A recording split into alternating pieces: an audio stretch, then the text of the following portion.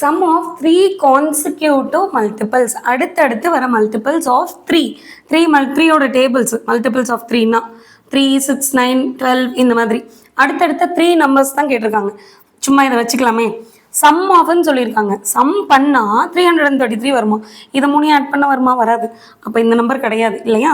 So இது இல்லை. இதை வச்சு நம்ம ஒன்று ஆல்ஜிப்ரிக் எக்ஸ்பிரஷன் எப்படி கிரியேட் பண்ணுறதுன்னு பார்க்கலாம்.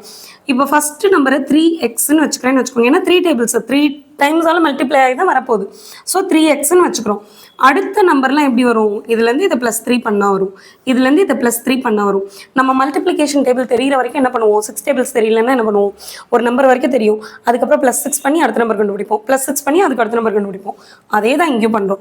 ஃபஸ்ட் நம்பர் 3xன்னு தெரிஞ்சிருச்சுன்னா அடுத்த நம்பரை 3x + 3, அதுக்கு அடுத்த நம்பரை இன்னொரு 3 ஆட் ஆகும். 3x + 6 இப்படி கண்டுபிடிக்கலாம். இப்படி பண்ணிங்கன்னா 6, 9 எல்லாத்தையும் ஆட் பண்ணி ஆப்போசிட் சைட் கொண்டு போய் அப்படிலாம் நிறையா பண்ணுவோம். இப்போ மிடில் நம்பரை 3x அப்படின்னு வச்சுக்கிட்டோம்னா முன்னாடி இருக்க நம்பர் எப்படி கிடைக்குது? -3 பண்ணால் கிடைக்குது இல்லை? 3x - 3, இது அடுத்தது 3x + 3 இப்படி கிடைக்கும்ல. இதில் இந்த -3யும் +3யும் கேன்சல் பண்ணிடலாமா ஈஸியாக? அப்போ நான் இதை எடுத்துக்கிறேன். ஓகேவா? எப்போவுமே இந்த மாதிரி கேன்சல் பண்ணுற மாதிரி இருக்கிறத எடுத்துக்கிட்டிங்கன்னா ஈஸியாக ஒர்க் அவுட் பண்ணி முடிச்சிடலாம். என்ன மிடில் டேர்ம் கிடைக்கும் நமக்கு?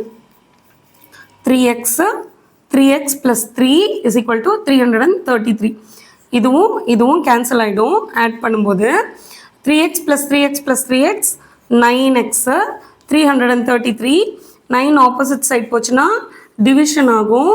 333-ஐ 9ஆல் டிவைட் பண்ணோம்னா 3 × 27, ஏன்னா அதுக்கு அடுத்த நம்பர் 36. So 27 reminder 6 63, 7 × 63. அப்போது x = 37. இந்த மிடில் நம்பர் வந்து 3x.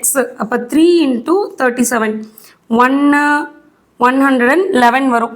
அப்போ இது 111. நான் முன்னாடி நம்பர் என்ன? 3 மைனஸ் பண்ணும் 108. அடுத்த நம்பர் என்ன? 3 ஆட் பண்ணும் 114. இப்படி பண்ணிங்கனாலும் சேம் ஆன்சர் தான் வரும். சரியா?